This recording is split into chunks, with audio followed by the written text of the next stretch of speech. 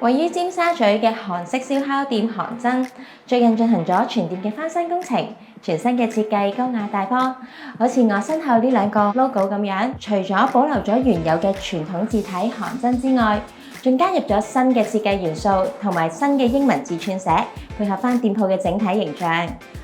全店使用咗深色嘅木石系設計，充分體現咗沉穩而富有時代感嘅效果。同時仲用咗唔同嘅燈飾同藝術品去襯托，大大提高咗空間感，營造出獨特奢華嘅感覺。入到嚟鋪頭，首先見到嘅係一個簡約設計嘅接待處，配合深色岩石磚牆背景同兩邊柔和嘅燈光，令人有一種空間轉換嘅效果。接待處使用深色木紋台面材質，具有醇厚質感，配合兩邊圓角設計，恰到好處咁平衡咗整體嘅感覺。細心留意會發現餐廳引入高級西式扒房專用嘅乾式熟成櫃，經過熟成後，肉味更加濃郁之餘，質感亦都更為細緻嫩滑，燒烤起嚟分外甘香。沿路嚟到呢個韓式中華料理廳，中途會經過餐廳特色玄關，配合花藝師精心嘅擺設，係一個非常優雅嘅打卡位。入到嚟幫樓，我嘅視線已經即刻俾牆上嘅一幅水墨壁畫吸引啦。畫上係韓國濟州島嘅漢拿山，亦都係韓國人心目中嘅聖山，對韓國人嚟講分外有親切感。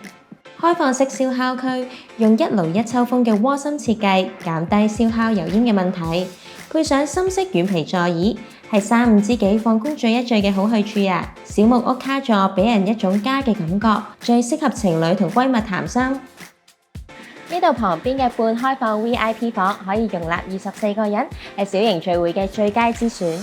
設計師特意精心挑選多件當代藝術師嘅作品，好似呢件作品咁啊，就係嚟自荷蘭以太陽為題材嘅藝術作品，喺燈光嘅配合下，放射嘅設計帶俾客人充滿光明同埋溫暖嘅感覺。